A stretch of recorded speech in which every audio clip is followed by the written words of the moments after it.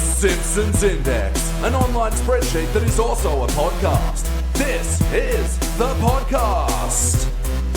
Coming to you out of SideQuest Studios, this is the Simpsons Index, episode 273. Seriously? Holy shit. Yeah, I know. And wow, we took all this time to get to this episode. Whoa! I'm stunned we waited as long as we did. Yep. Well, you have to wait a little longer, audience out there, because I got to introduce some folks. First of all, I'm your host, Elliot J. O'Neill, and here with me, always except when he's not, is BT Calloway. Ahoy. Hoy.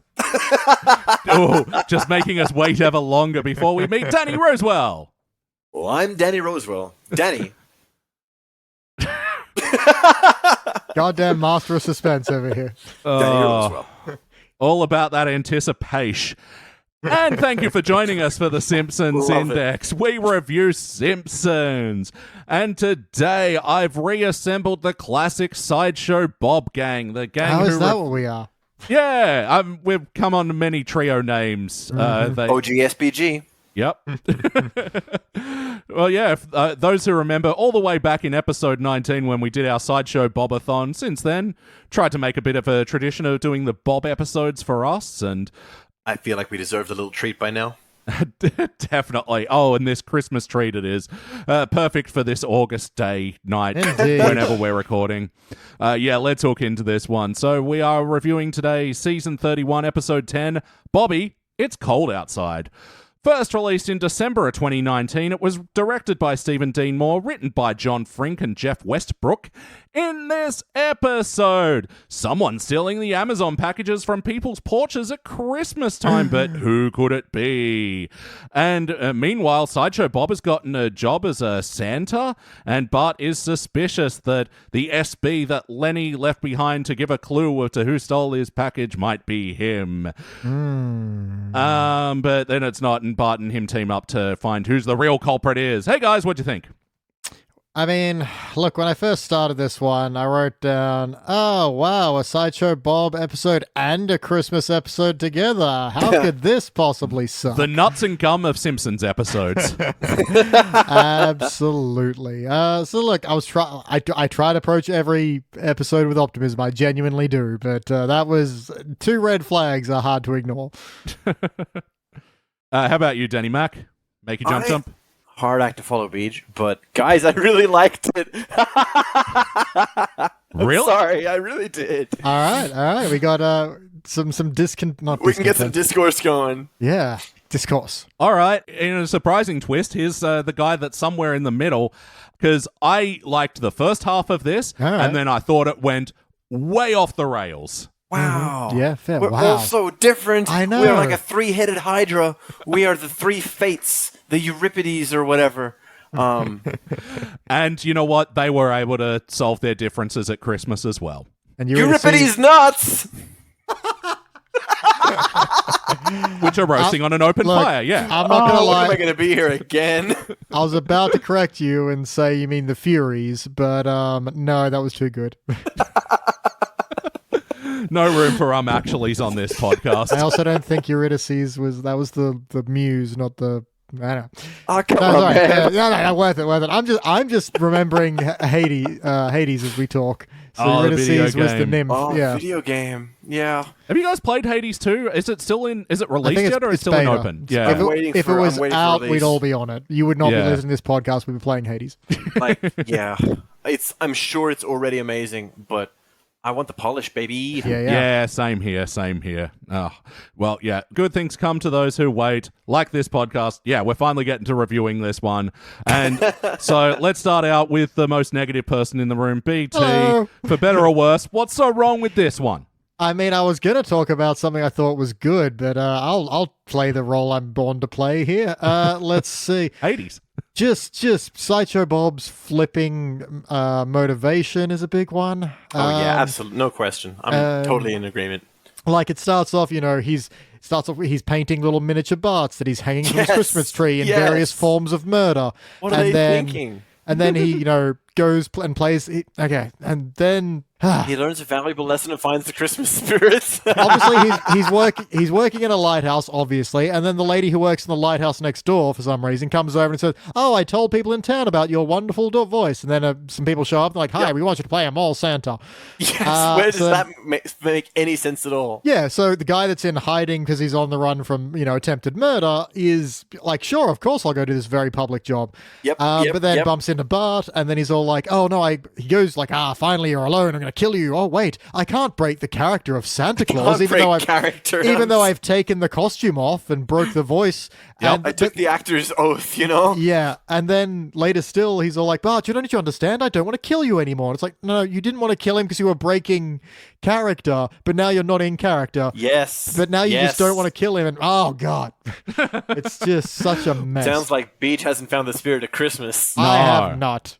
Well, I believe it was vodka, at the end of the episode Gone Boy that we watched. Remember when Bart, Bob, and Milhouse nuclear bunker, and then there's a Shaq flies away at some point, and that episode ends with hot garbage. Yeah, but that episode ended with Sideshow Bob in the lighthouse. So I think that's what that was tying to previous events.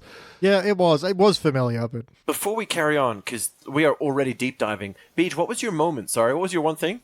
it was just that the wobbly kind of like, we are fine with Bob not wanting to murder Bart anymore. We've actually done it previously when the whole, trying to track down Frank. If we'd walked in with him already. Yeah, back when Frank Grimes Jr., they were after catching him and Bob got a chance to kill him and sang that song, I've been dreaming of killing you for so long that I actually don't even want to anymore. And then also previously in the Cecil episode. Yeah, exactly. And it was even better because Bob's arc, like that's we talk about the Flanderization or the Skinnerization, boiling a character down to just one thing, happened to Bob as well, who started off as someone who wanted to frame Krusty, to someone who wanted to get revenge on Bart, fair enough, to someone who didn't care about Bart anymore, as we saw in Brother from Another Series, who was just like, I'm over this now. But eventually he's just an everyday psychopath and particularly wants to murder Bart, and that's just so boring. So the idea that maybe the show had gone past that and was back to just he's a criminal, that's enough. Yeah, but no, so we could have just started at that point. I didn't need to get there again. Yeah, well. Yeah, because this is the thing that I do like about this episode, that, usually it's the Bart and Lisa team up to foil Sideshow Bob. This is a play on that. It's the Bart and Sideshow Bob team up to save Christmas. Classic enemies as best friends, Yeah. They could have been, handcuffed together practically. But yeah, I think you're right, Beach. There was a much cleaner way to get to that point than this whole, flip-floppy. I mean, I don't even hate the whole in-character thing, but also it doesn't sustain the rest of the episode. Yeah, it then doesn't explain why he wants to kill him later. Doesn't want to kill him later, so... How about you, Danny? What stands out to you for better or worse? Well, bouncing off that, I mean, I can't argue with anything he said, absolutely. But he has to stay in character. I kind of like that then he Daniel Day-Lewis's Burns at the end. He uses his power of being so in character. So convincing. To gaslight him into thinking it is currently the 30s. The 30s, yes. I mean, it was very convenient, but it was sort of touching moment, like comforting the dying man. That sort of comfort. That sort of touching moment. Like when you say, "Can you see the bunnies?" and then you snap Burns' neck. It seems like he snapped his own neck, towards it. I didn't like that either. Why did we suddenly have that overly cheerful guy? Because they wanted to end on a zinger or something. Yep. Didn't really need him to be there at all, I think. No. So that guy. So this episode, it has a few guest stars in it, and one of them is the shouty woo guy, Steve Ballmer, who is the hell is that? The seventh richest person in the world. No wonder he's so happy. Yeah. Yeah. For what? What the hell does he do? He was the CEO of Microsoft from 2000 to 2014. That'd do it. Owner of the Los Angeles Clippers NBA team, and a co-founder of the Ballmer Group, a philanthropic investment company. All right. Look, so long as finally someone who's actually having a good time, at least being a billionaire. Yeah. Well, yeah. And he comes in to say, "Hey, Burnsy, cheer up, you're a billionaire." Mwah! Oh, good for him. Sorry, I mean, yes, I had to talk about Beach's Daniel Day-Lewis thing. because he's dead right. Yeah. But what stood out to me? Oh my freaking god! Why is the face-off thing canon? Why is it canon? You might as well have had cuts from like horrifying cricket Sideshow Bob. I was gonna say he's a genetic mutant now, so Yeah, that's a good point, because like that's the one thing I thought about this episode, and like what you were saying, Beach, like we don't need to go over some of these same build-ups, you know, it's Sideshow Bob, we know the story. Yeah. And in this same way, they do show clips of older episodes at one point, and one of the ones, they choose to reference is that horrible like season 20-ish episode where... Very upsetting to me. The Bob Next Door, I think it's called. Yeah, that's right. Like that. It's that lookalike guy that he swaps faces with and takes his face off. Yeah, and doesn't reference Lisa the whatever, the man who grew too much. Yeah, it's almost like they want you to forget that episode. Also written by John Frink, I'm pretty sure. Seriously? Maybe. The John Frink? I think. I don't know. I'm going to have a quick Google. You guys makes chat you amongst laugh, it makes yourselves. you think. He likes to laugh and do the thing with the person. Yes, Jack, do go on. Oh no, that was the thing. The face-off being canon, very strange and upsetting, and left me with a lot of questions. What about you, my man? What made you feel this way, or were you just born with a heart of neutrality? Well, I don't think it's actually true neutral, because I went both ways. I went to two extremes. I started out going, okay, I might be getting in the Christmas spirit.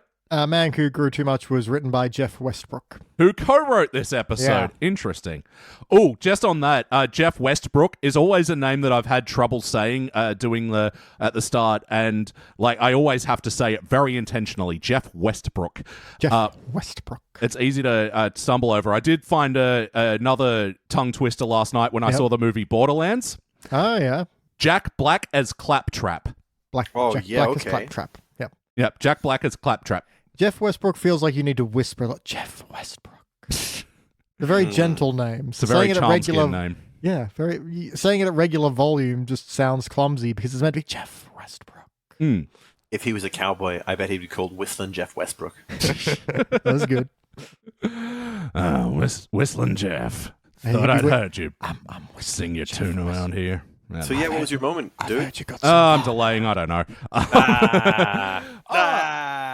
So I'm guessing Baby Shark was popular a year before this episode came out. Yeah. Oh, look, that's a weird two-parter joke where I really didn't like the first part where they're all singing at the car, and it's got very much the stink of, hey kids, we're modern, aren't we? But that said, I did like the reprise where when they're following the van that's stealing the presents, and they're just singing Pretty it. sure it's pronounced reprise.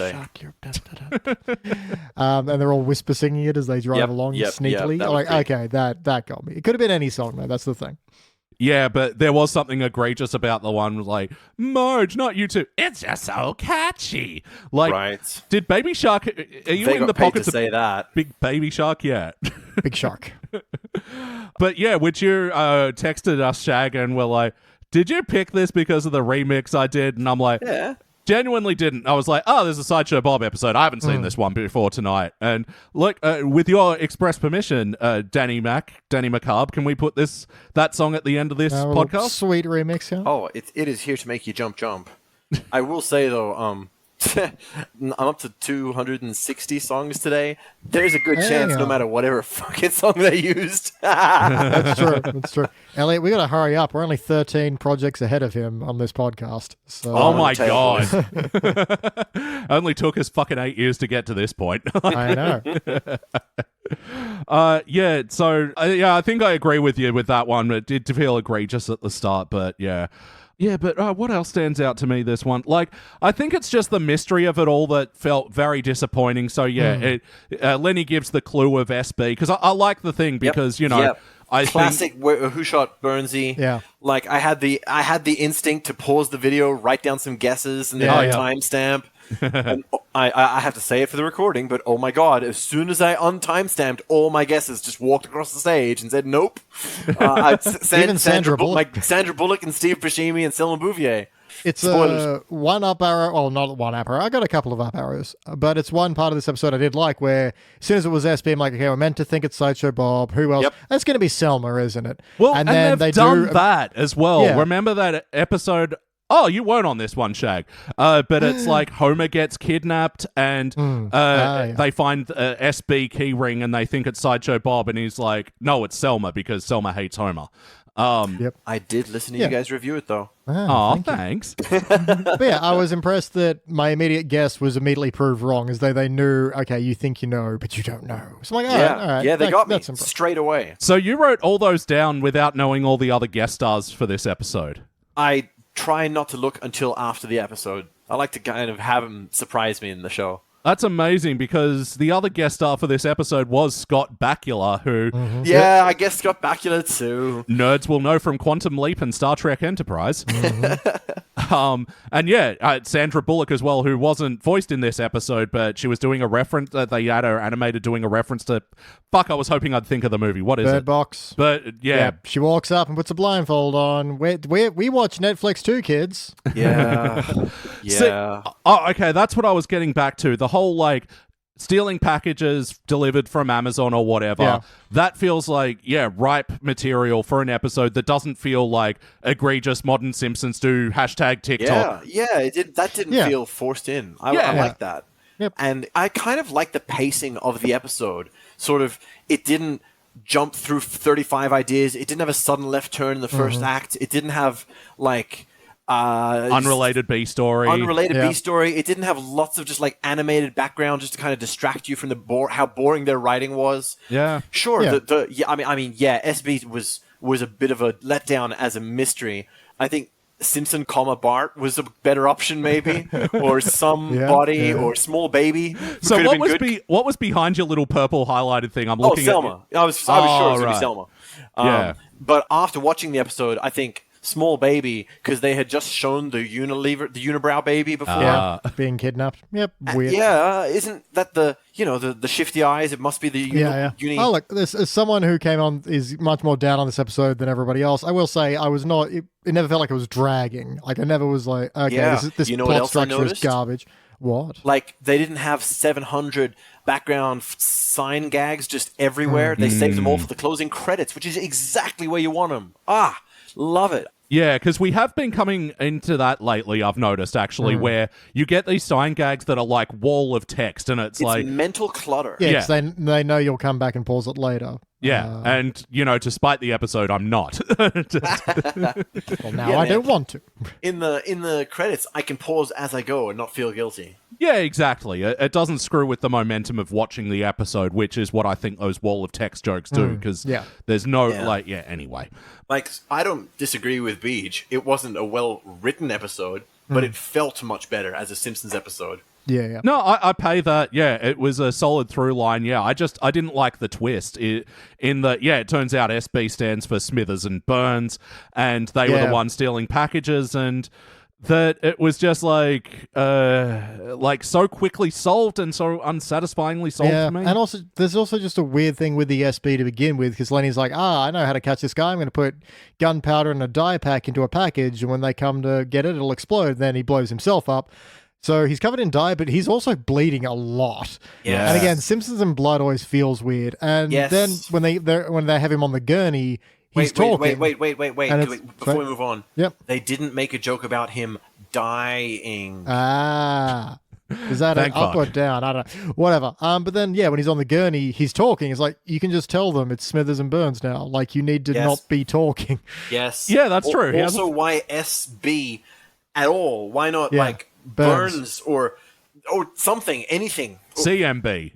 Yeah. They even attempt to get off the hook by being like, Smithers and Burns, why don't you say it? Why do you ever say it that way? It's always Burns and Smithers. Like, shit. It's like, that doesn't get you off the hook, guys. Oh, yeah, Mr. Burns finds out about that and fires Lenny for... Or S plus B. Yeah, ampersand, yeah. They're hard to draw when you're dying, but, a plus is easy enough. But yeah, it's a bit lazy, and I don't know. How did the whole flashback sequence with Mr. Burns remembering, the hug he didn't get from his parents and all that shit?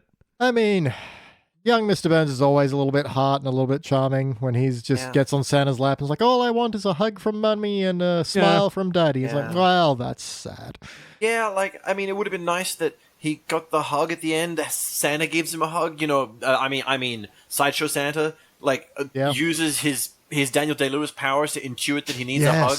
No, that would be more fun. That after the story, he portrays not only Santa but both of Mr. Burns as his parents. Yes, that would be kind of fun. Kind of wacky as hell, but who cares? A bit weird, but something.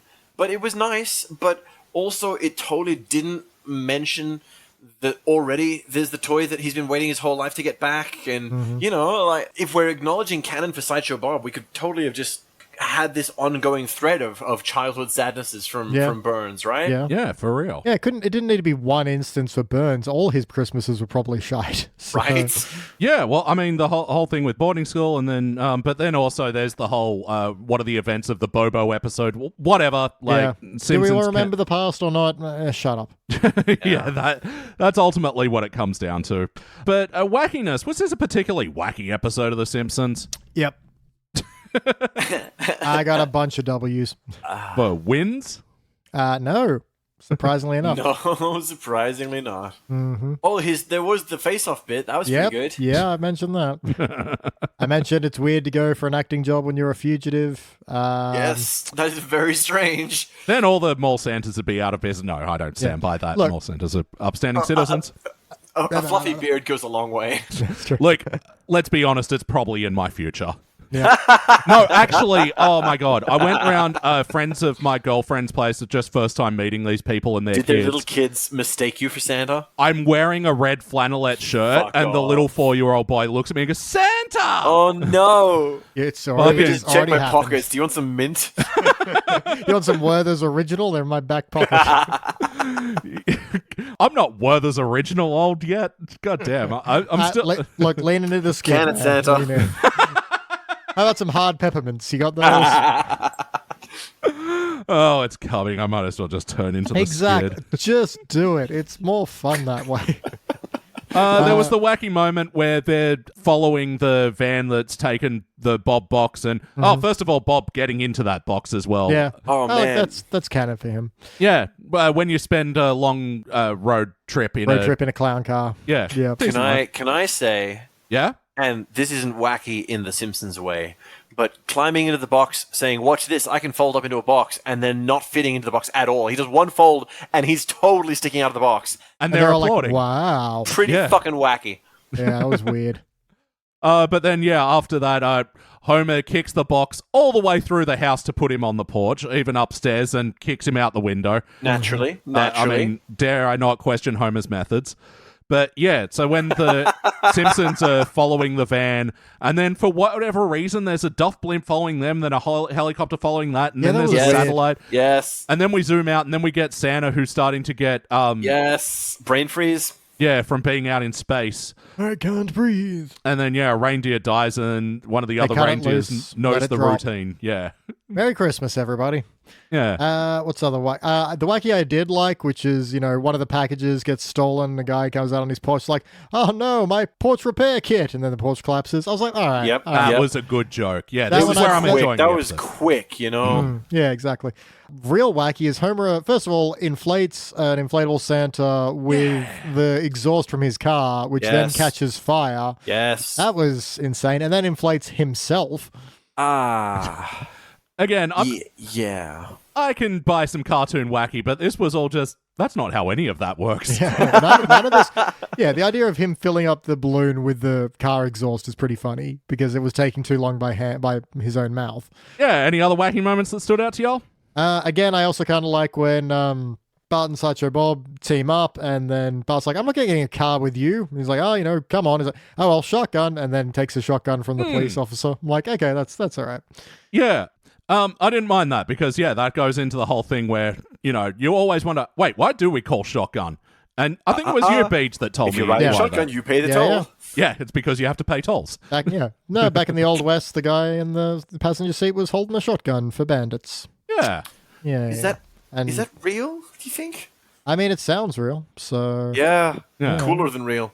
Back in Red Dead Redemption, the guy on the passenger side was always carrying a shotgun. So now, whenever we're in a car... never mind. Yeah, well, I mean, now in turn, is it still to this day, Beach, that you've got a Nerf shotgun ready to go in your passenger seat? It was the first thing I ever got when I got my own car, and it's still there. It will always be there. There will always be a shotgun in a car. Have you ever had to use it? Yeah. It's loaded at all times. You never know. Back when we were living with each other at Kalara, and I'd pick up my then girlfriend, and I was waiting at the train station, and Beach drove past me one day, and all of a sudden I just hear a honk, look right, and then boom. My one and only drive-by. You never forget your first. True. Other wacky is Maggie getting bolted into that Happy Elves ride. And one of them, steals baby Gerald. That was a bit strange, wasn't it? Yeah.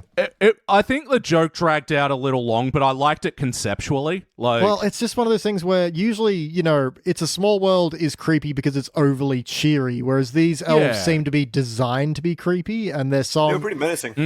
Again, the concept of, elves are always watching, so it's kind of that elf on the shelf thing, but it just didn't land. It was too... You're meant to be creeped out rather than... Oh yeah, conceptually this is creepy, even if it's got a very sugary facade. Yeah, because that's it. Because they've got actual red eyes, and the lighting is really grim and whatever. But yeah, it's like the whole Duff Beer for me thing. It's just those painted on smiles, man. Yeah. That's fucked. Or it's not even like one of these things that the ride is so dilapidated and broken down that it takes on. Where creepiness. Are you going with this? Yeah. And the answer's nowhere. They were just killing time. Yeah, I think it's another thing we have to mention. This is a short episode. Fucking there is a long exit. Yeah. There's a normal couch gag. I don't think there's the regular intro, but there is... No, they skip straight to couch gag, but it's, one of these things where they're decorating.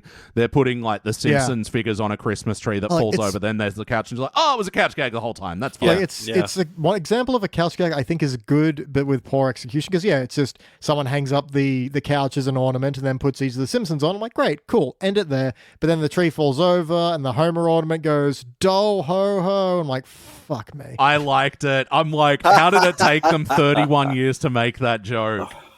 Of course you liked it. Oh.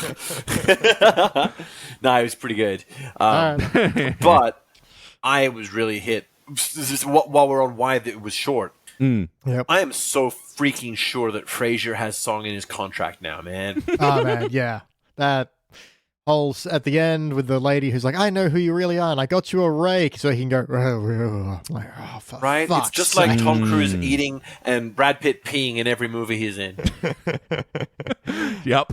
I like how well you got that wrong. Well done. So at the end, Sideshow Bob and his neighbor who's been hitting on him do like a little bit of a play on It's Cold Outside, where it's like, instead of the lady trying to leave, it's the lady trying to come in instead. Ho, ho, ho. Oh my god. Oh, wait, hang on. That's what I wanted to say. I mean, this one here. Yeah. She says, I know what you did, and I want you bad, baby. But she doesn't say whether what he did was murderize or save Christmas. Is she in love with him for the Christmas saving? That's like a really touching thing that she might have... Or the murder. That's true. Anyway. I get how anyone does not, even because there's a part where Bart's like, your Santa is Sideshow Bob. He's like, no, I'm this guy who's clearly not Sideshow Bob. I'm like, you stole a nuclear weapon and tried to destroy the town. How are you not more famous? Fucking everyone knows who he is. There's no one on earth with hair, with his silhouette even.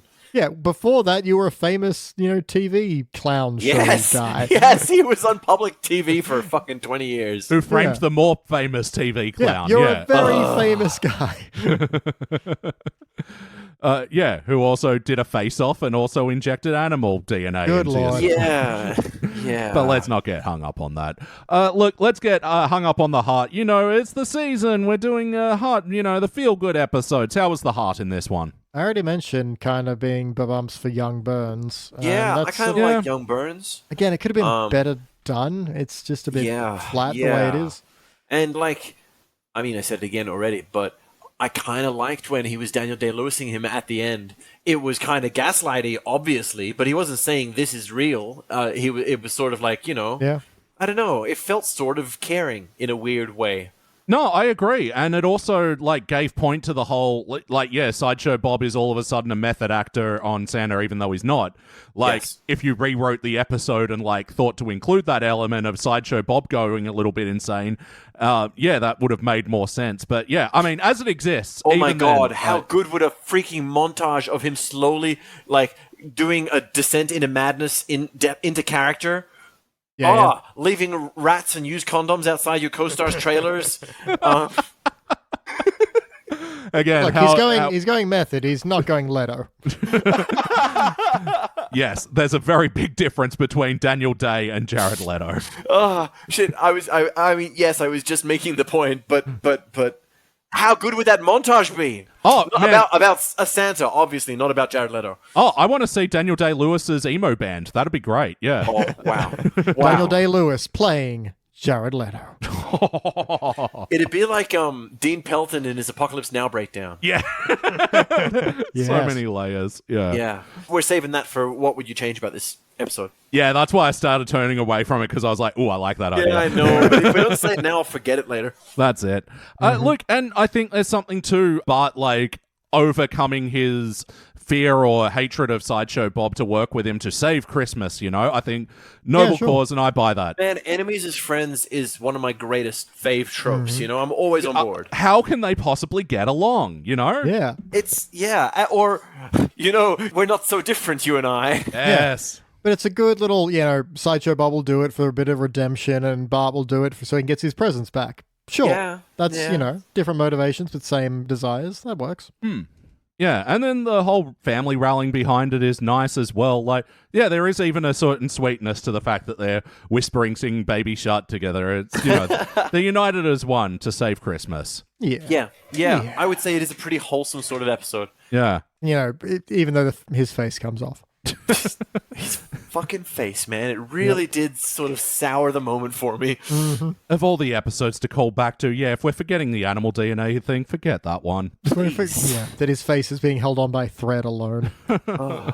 Because, I was watching this with Teresa, who's never seen that other episode. She's like, why did that just happen? That would throw you right out. The fuck just happened to my life? Look, I mean, probably more hard to cover, but I want to know, did this feel like an episode of The Simpsons? Are these characters we know and love? Is this the show we know and love? Like a season 20, sure. Well, yeah, that's what I'm going to say. Maybe season 17, 16 even. Yeah. A bit, Teenage was a wasteland. But it didn't feel like season 31. I think it was doing pretty well for what it is. For how old and decrepit these writers, this whole premise is.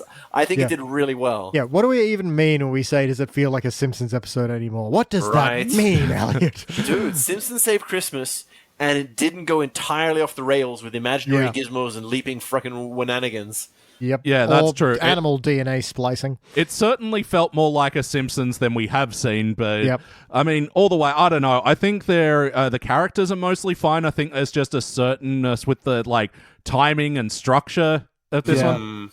I didn't say it felt like a good Simpsons episode, but it felt kind of Simpsons-y. I mean, because it's a funny thing because, Simpsons in the classic era did not do a lot of Christmas specials. There were, a total of 3 in what we're defining the classic era as is seasons 1 to 9. And were all 3 of them in season 1? It feels like... 1, 7, and 9. Wow, that far apart. Yep. Yeah, the pilot, the Bone Storm, and the Melted Christmas Tree with Homer's sausage. Shit, yeah, of course. Little Homer's sausage. The pilot. Oh, that was when Thingo runs away. Lisa. Sure. No. But yes or no, would you watch this one again? I think I would, dude. Even if I don't expect to enjoy it again, I think it's surprised me enough that I'd be willing to have another look and see if there was more to it. Like, if I can enjoy it more or less the second time. Yeah, I think it could go on the Simpsons Christmas playlist. Sure. It's inoffensive. It's no Gaga or Katy Perry episodes or, the real... Yeah, that is the one, the other saving grace I'll say about this one is I didn't get really angry at it or anything. Yes. Yeah. No, this is letting the tryptophan from the turkey kick in and just... unbuckle the belt, sit down. Yeah, when you're full of turkey and just want to be a potato on a couch. What's something I don't have to pay attention to? Mm-hmm. Your family, obviously. Yeah, look, I think that could probably go in the Christmas playlist. I don't know that it goes in the Sideshow Bob playlist, though. Interesting. I think there's enough good episodes to that if you're limiting it to, say, 6 episodes. Yeah, he's not really a big player in this one. I don't know. He's sort of the main character, but he's sort of not. What about Burnsy episodes though? Like for some reason, again, like, not in it much. Well, this one and the teddy bear have this synchronicity to it, you know? Yeah. Yeah, right. But same with the hellfish. Like, is it just me or was Abe Simpson the kid that stepped up? Yeah. After Yeah, Burns. Yeah. Yeah. Little reminder they would have grown up together. How fucking old is Abe? 102? Well, yeah, because in the Hellfish episode, it's sort of like indicated that, well, he's Maybe he's Burns is a outranking bit him. younger. He's Yeah. older. He calls him young Burnsy. Yeah. But, I mean, yeah, there is just a chance that Burns was, And yeah. Well, Burns how was like, old I'm is- only 82. Yeah, in that male pattern baldness. That was what, 75 years ago, real time? Don't ever think about time in The Simpsons. Yeah, because, yeah, he says he's only 81, but then in the Who Shot Mr. Burns, Skinner says, town's most prominent 104-year-old man. Yeah, Yes. true. Who do you believe? Well, That's that's the it. thing. He goes on enough like international trips that he leaves the time bubble. True. Oh. There we go. All right, what would you like to change? Wait, BT was wait, sorry, wait. Wait, Evan, stop! Does that mean that every Simpsons Goes to Africa episode, they age very slightly? Yep. Ah! Yep. Wow. Too big an idea. Oh my god. No, there's evidence for the time bubble. So Yeah, but the Simpsons carry it with them, or they leave it in Springfield, or does I presume they leave it in Springfield, so they do age slightly when they leave the bubble. Otherwise, they leave, and everyone else in Springfield slowly time or ages for them very slightly. Maybe, we maybe. come back, and Marge's voice actor is slightly older, and Burns is. Oh, that's how you can justify why Marge's voice has changed over the years. Boom. You're right. Nice. Too many Okay, trips sorry, back outside to the work. bubble. All right, restart the presses. BT, what would you like to change? All right, I got a better rewrite. So let's do another it. thing that kind of stuck out to me, just occurred to me, is at the end there's a bit where Marge and Homer are like, we got all the presents finally back under the tree, but it was never really implied theirs were taken. So my rewrite, simple, kind of keeping a lot of this as well. So the Simpsons gifts get stolen as part of this crime wave. They go to they still go through to the Santa thing and whatever.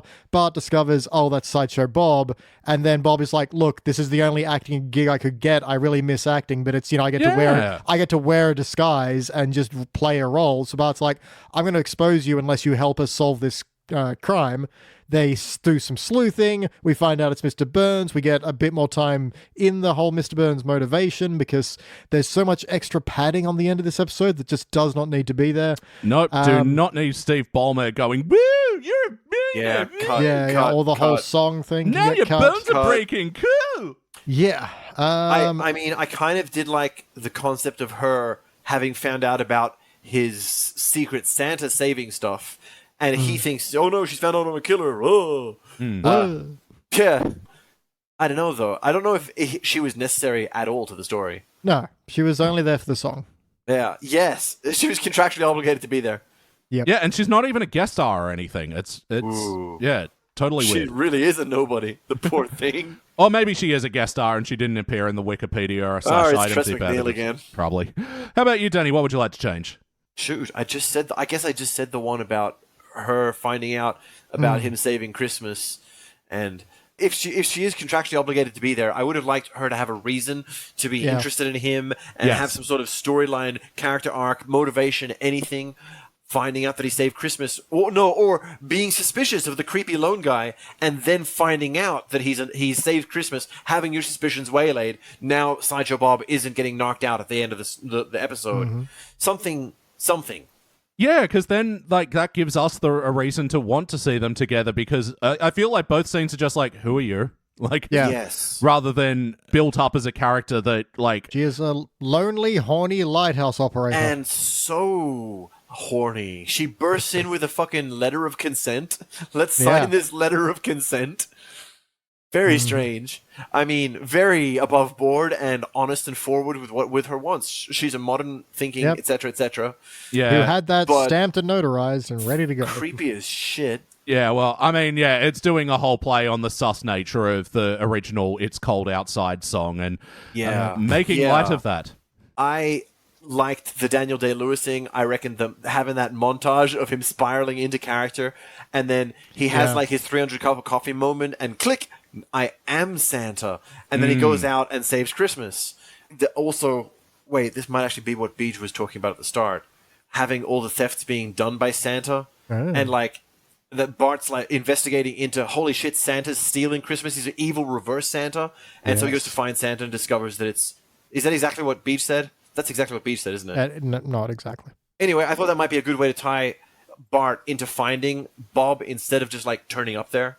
Yeah, because it was a bit sort of a little too convenient for like a mystery to wrap out a lot of the turns in this one. And yeah. Again, they have the time as well. They just need to spend it better. Man, I mean, it wouldn't have taken much for Lenny to write Santa in blood.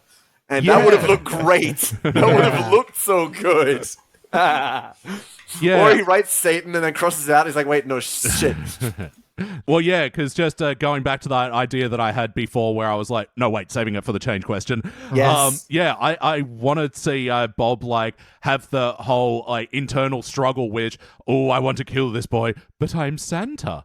Santa wouldn't do that. And then, like, Bart even becomes a bit off-put about it. Like, his whole cheeriness he finds unsettling. But, a Gollum schizophrenia moment. Yes. Yeah. If we have enough time, we can even have, like, a little Santa, you know, the hallucination that he sees that no one else sees? I'm in your head now. I'm Santa. I'm yours, you know? Yeah. Like when Batman starts seeing the Joker everywhere. Yeah. A Santa on one shoulder and a Bob on the other. Oh, so good. Yes. Because, then that sort of, like, whole craziness thing will, then play into the whole Burns thing of, like, convincing him he is actually Santa. But his performance is so convincing, you know? Yeah. Him spiraling and, like, confronting the demons of the Santa and the whatever, you know. And that can be his sort of slide down into the tunnel of... And he can end up in an insane asylum at the end. Oh... And he's saying, no, but I'm Santa! I'm Santa! Don't you understand? And their room is full of Santas who think they're Santa. You wouldn't lock up Santa on Christmas. Oh boy, believe me. He's Santa, but I'm the real Santa. Yeah, have them be like, we see this all the time. That nothing but diet of cookies and milk. It'll rot your brain. Put him in the Santa ward. Guys, we've saved Christmas. Yes! Mum said I would never do it. Well, I did, Mum. In August, no less. Wow. Much quicker than usual. Way ahead of schedule. Well, now we've got one in the bank. All right. It's time for our final notes. Now it's time for our final notes. Everyone's final notes. I'll put some jingle bells in no, post. I needed it. Really, I was thinking about final notes. Are they glistening? Are you listening? Damn, that's better. Baby, there's notes outside. Danny, have you got any other notes about this episode you want to mention before we move on to the rankings? Not really, because I don't write notes. I just call them live from the hip. Except I did sort of have this feeling, something about the episode, not just how it's cut, but like framing, feels like they've started writing it to fit on the phones. You know? You know what I mean? Like, character size is a bit larger in screen, everything's and blocking really focused. big and simple, and like that extra long cut with the slow pans through. I don't know. Something about it felt like they were designing it for the youth of today are going to be watching it on tablets in their parents' back seat, blah, blah, blah. Yeah, well, there's also the whole thing where, like, people have been theorizing that shows are, pushing a lot of the stuff to the center now to fit on the vertical screen fucking clips on, TikTok and stories and whatever. Jason Pargin actually has a very good video of it, funnily enough, on his TikTok. The Jason Pargin. Yeah. Jason. Wow. FKA David Wong. Yeah, I was actually, I was just started John Dies at the End 1 just yesterday, just to like, Get flashback to the old days. Yeah. Oh, what great days where they were. My God. He has a new book out. Why am I plugging his shit? I've got my own He plug deserves to stuff be plugged. Go David Wong. Good on you. How about you, BT? What other notes have you got? Yeah, let's see. Homer recommends watching an R-rated film, which is Roma. We saw that. It was. Yeah. I don't think we got it. Yeah, that movie that was like critically lauded, and we were like, yeah, let's check this thing out. I'm in the mood for a prestige film, and we were just like, duh. Yep. I didn't like this. It's above my grade. Yeah, a little bit. Well, it's in black and white. It's about war. What do you want? Yeah. When did the Pokemon get there? When are the Avengers going to show up? When's the housemaid going to catch them all? Yeah. Yeah. Okay. We're critics. A joke I did like, but there's kind of a part 2 to this. So they go to the elf village, and there's like get your elf ears, and there's a line for it. The kid walks up and the thing goes over his ears, and he's smiling the whole time. This is like kind of carving sound, and then he gets his pointy ears. And I really liked that. But later on, when Bart sneaks into like the Santa's helpers little section, there's a toe curler for the elves that does the exact same joke, only it's implied it's painful. It's like, guys, it is the same bit. Yes. Yeah. You can do it once. Doesn't matter which one. Yeah, and it's way funnier that the kid's grinning while it's happening because you don't know what's going on, but it's carving his ear up apparently. Yeah, that's it. I fully agree with you. They are at the exact same note. Yeah. The bullies all have Christmas sweaters, but I also like that, Jimbo still has the skull, but it's like, a crocheted sweater. Oh, good. Yeah, I like that. Nice little detail. In Burns' flashback, there's a bit where the Santa's going through all the various presents he could get him. He goes, this year's hottest gift, an orange. Yeah, I popped for that. Yeah, that got me. Let's see. Again with the damn oranges. Oh, shit. Marge and Homer have a moment of just a moment of peace on Christmas Day, and then all of a sudden the kids row up and they all open up their stocking stuffers like, I got a slide whistle, I got a kazoo, and Maggie just has cymbals and start making noise. Okay, that's fun. It's one of the joys you can have as an uncle or aunt or anyone who's giving gifts to children that aren't yours, frankly. You monster. Giving them noisy shit and I then got filming. You a miniature drum kit. You learn by doing. And my last note is Sideshow Bob is watching a real world movie on TV. Yeah. And I've never liked putting real people in The Simpsons. Some shows I really like it in, but Simpsons, man. It just doesn't work for me. Well, especially if it just has no purpose other than he's just watching TV. We didn't have to animate this. We just got a public domain movie. Yeah. And that's where you do like a parody of a thing, not where the joke is, look, we're using the real in The Simpsons. What? Yeah. What? Yeah, I do not like it. It's weak. There was a old Gil joke as well where you see him set up a mistletoe inside his box, and I like that there's a stray dog that starts licking him, but then Gil starts talking and it immediately fucking ruined the joke for me. This was the one I actually wrote down. It was because it was an up and down. I like that, he's got the mistletoe, but even then he gets some Christmas happiness because the dog licks his face, and then he goes, let me read your collar. Corpse sniffer, dog. I'm like, for fuck's sake. Yeah. Oh, I did like when Sideshow Bob and Homer are talking about being mall Santas, and Homer's like, I was one too. Look, card carrying, and like, I still wear the belt. That was a decent visual joke for me. I like that. Yeah, I liked it too. Like, it wasn't just Homer's fat. It's like, he's just found a comfortable belt. And he can rock a Santa belt, man. Yeah. Not everyone Dude knows how to rock a Santa belt. Lenny got his explosive making device from Uncle Two Fingers. Yeah. Yes. Decent. Yes. There was the Fox News Yule log. It's all just burning of the Bill of Rights and the Hillary Clinton's biography. I think it would have just been funnier if it was a Yule log, because then having Kate Proppen interrupt by being like, we interrupt this Yule log. Yeah. There's something funny about, because that was the line, not needing the Fox News. Not that I don't enjoy a good burn on Fox News, but still. Yeah. No, the idea that they're interrupting something very like purposefully boring to Yeah. Smithers apparently has his birthday on Christmas. Yeah, I think I knew that, but from like a trading card I had at age 12. Damn, deep cuts. I know, right? Well, at least they're remembering, that some of the best continuity was established in trading cards and. And look, when Burns said to him, "You're only getting one gift," I did think of our dear friend Danny Rosewell, whose birthday is very close to Christmas. Sure is. Not to dox you, but you can use those clues to figure it. Figure out, his social security, his home address. Yeah. We've hidden clues throughout multiple episodes. You just need to piece it together. Tell my bank that you're that guy whose birthday is near Christmas. They'll know the guy. They'll give you my money. They'll be like, him. But it's funny because one of the last episodes we reviewed, it was mentioned that Bart was like, I already do regret the day I was born. It's too close to Christmas. So, yeah. Yes. Interesting. Yeah. And when Mr. Burns and Smithers are going through the town, giving everyone their presents back, they give Ralph ant farm, which he goes, my raisins, and starts eating them. I thought that was actually a good joke. Yep, that was fair enough. It's time to rank this thing. On the Simpsons Index, we rank using a 6-point scale which starts down the bottom at failure. Maybe if the episode was just meh, you give it a participant, but for the positive rankings, you got okay bronze, good silver, excellent gold, but for the best of the very best, you give cubic zirconia. I'm going to go first. Let me show you how it's done.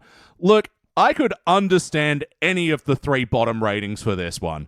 But you know what? I am getting in the spirit, even though I don't really like Christmas that much. I'm going to give it a bronze because I think for me it just only falls apart at the ending. And honestly, you know, that's when the turkey's kicking in. That's when that's when turkey's kicking in. Yeah. That's when the turkey starts kicking you. Bam, bam. That's it. So, like, I'll be generous for the season and give it a bronze, but look, I've said what I've said. BT. Look, I'm going to participate in it, however way you want to say this. This is zombie assembly line, paint by numbers, standard, boilerplate. Get in, get it done by lunch and go home early vibe on this one. It's fine, it's coherent, but nah. And Danny, please finish it off. Oh man, he must have caught me on a good day. I think I'm gonna give it a sprilver. I'm gonna give it a bronze as well.